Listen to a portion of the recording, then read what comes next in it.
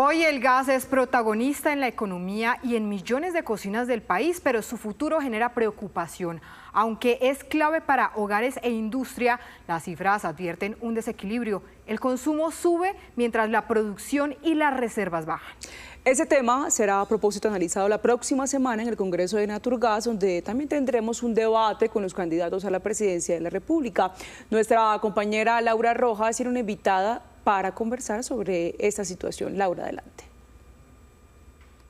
Ustedes ya la ven en pantalla, la presidenta de Naturgas, Luz Estela Murgas, para hablar sobre el impacto de gas en la economía, que usted lo ha dicho en diferentes espacios, presidenta. El gas pues es el motor de la economía, incluso va de la mano con la transición energética porque es incluso amigable con el medio ambiente. ¿Qué tal, presidenta? Bienvenida. Y hablemos entonces de las cifras, presidenta. Un impacto del gas en la economía: 3,3 billones en regalías, 800 millones de dólares en inversión anual y los empleos que genera, presidenta.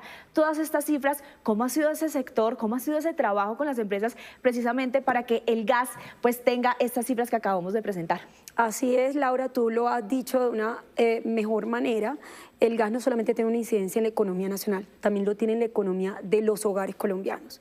Y es por eso que ha dejado una huella imborrable a nivel nacional y territorial. A estas inversiones y a estos datos además se le suma la inversión social voluntaria que hacen las compañías que operan en territorio, más de 18 millones de dólares en el año 2024, que se han traducido en programas de mejoramiento de vivienda, en programas de acceso a otros servicios públicos de familias en estado de vulnerabilidad, en más de 190 municipios que han impactado alrededor de más de 2 millones de colombianos. La industria, ¿cómo ha crecido? Los usuarios de gas, mire lo que pasaba en 1999, 1,3 millones de usuarios, ahora en 2025, mire, 11,9 millones de usuarios, ha crecido bastante. Por ejemplo, las personas que cocinaban en leña y que ahora cocinan con gas, que obviamente es mucho mejor en el caso, pues para cocinar, el 85% son de estratos 1, 2 y 3. También, ¿cómo ha sido este proceso? Y tú lo has dicho, el gas natural es no solo una herramienta que ha movido la economía nacional y territorial, sino también es una herramienta que ha permitido reducir pobreza energética, sobre todo en familias vulnerables. Esta evolución de conexiones de familias al gas natural ha permitido superar el uso de leña y de combustibles más contaminantes a lo largo de esta historia, y hoy con orgullo podemos decir que 36 millones de colombianos se benefician del gas natural en sus casas, el 85% en estratos 1, 2 y 3. El gas natural es la puerta de entrada a la transición energética de los hogares pobres. Bueno, ya hablamos entonces lo que le genera a la nación, cómo ha sido el crecimiento de los usuarios, pero ahora hablemos sobre una problemática. Mire, todos los números están en rojo, están en caída, si se puede observar precisamente en la gráfica. La producción cae 27%, contratos de exploración, porque acá está la clave del asunto, ha caído 97%. Las reservas, si se gastan y no se reponen, pues ese ha sido el problema. Usted es lo que ha insistido con estos mensajes. Y los pozos exploratorios. ¿Qué ha pasado con este gobierno? ¿Por qué estas cifras están en rojo, presidenta? Bueno, esto es una radiografía muy clara de lo que está sucediendo con el sector, viendo los principales indicadores del mismo. Desde el año 2007 a la fecha, todos estos indicadores han caído, tal cual como usted lo está mostrando en la pantalla, y eso lo que refleja es que tenemos que trabajar, sumar voluntades, generar consensos de gobiernos locales, comunidades, gobierno nacional e industria para reversar esta tendencia, porque estamos hablando de un recurso que es fundamental para reducir pobreza, para llevar calidad de vida y bienestar a los colombianos y también, por supuesto, para hacer posible la transición energética, porque el gas natural no compite con la transición, el gas natural hace posible la transición energética para Colombia. ¿Qué tenemos que hacer? Reactivar proyectos estratégicos que nos permitan incrementar la oferta de gas natural, eso implica producción local, infraestructura para gas importado e infraestructura de transporte, y a mayor abundancia de gas, lo que vamos a lograr es precios más competitivos para todos los colombianos. Presidenta, ¿el recurso está enterrado?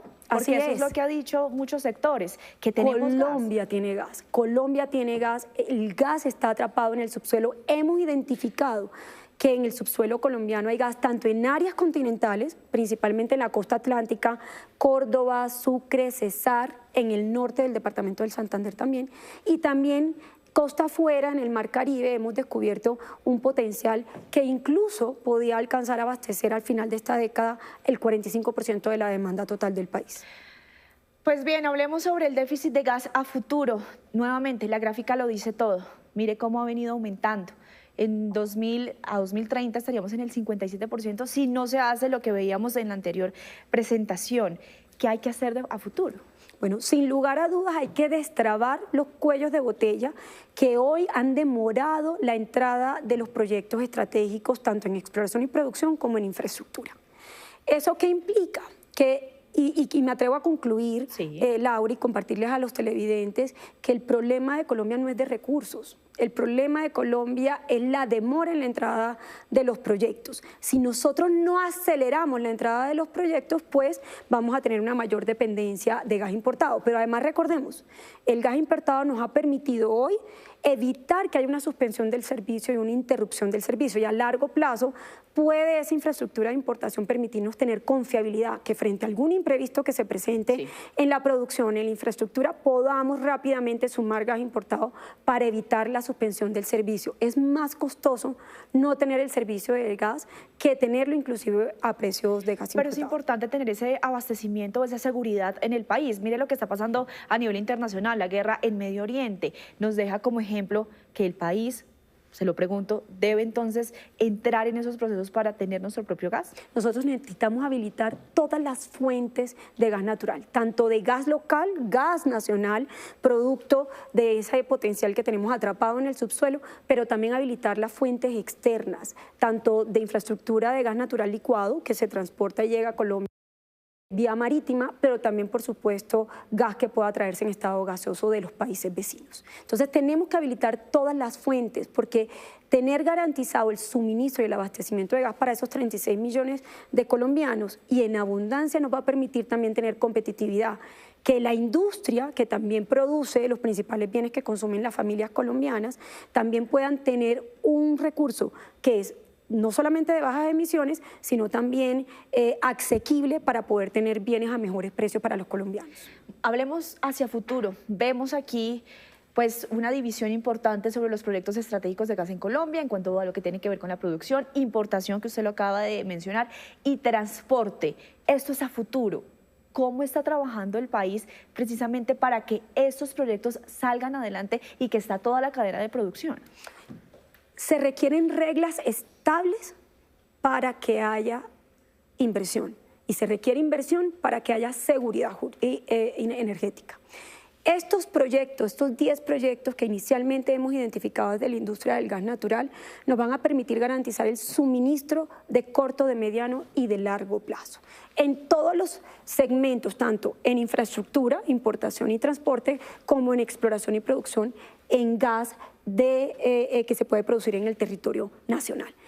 Cuando miramos cuáles son los cuellos de botella de estos proyectos, están muy concentrados en la demora de las consultas previas, no solo porque no hay etapas que tienen términos perentorios dentro del proceso mismo, y eso hace que el proceso se extienda, sino también porque a medida que se va desarrollando el proyecto van apareciendo nuevas comunidades, más comunidades, más comunidades, entonces no se tiene certeza desde el principio cuál es el número preciso.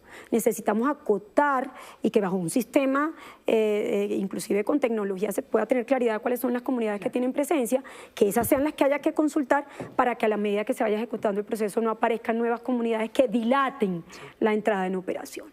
Eso además es requerido para la licencia ambiental y además de eso también hay otras autorizaciones y permisos, Laura, que se requieren que salgan a tiempo. Deben de ser tratados como proyectos de interés nacional, porque estos son los proyectos que garantizarían el suministro para 36 millones de colombianos y en esa medida necesitamos, yo me atrevería a decir, un programa de atracción de inversiones que tenga estabilidad jurídica, que tengan incentivos económicos para mejorar la competitividad de Colombia frente a otros países de la región, una articulación institucional para que se puedan dar esos permisos y autorizaciones en tiempo, llámese una ventanilla única, una versión de PINES 2.0 y cuarto, un banco de proyectos construido con comunidades, gobiernos locales, gobiernos nacionales e industria que puedan cubrir las necesidades de las comunidades pero que sean proyectos de alto impacto.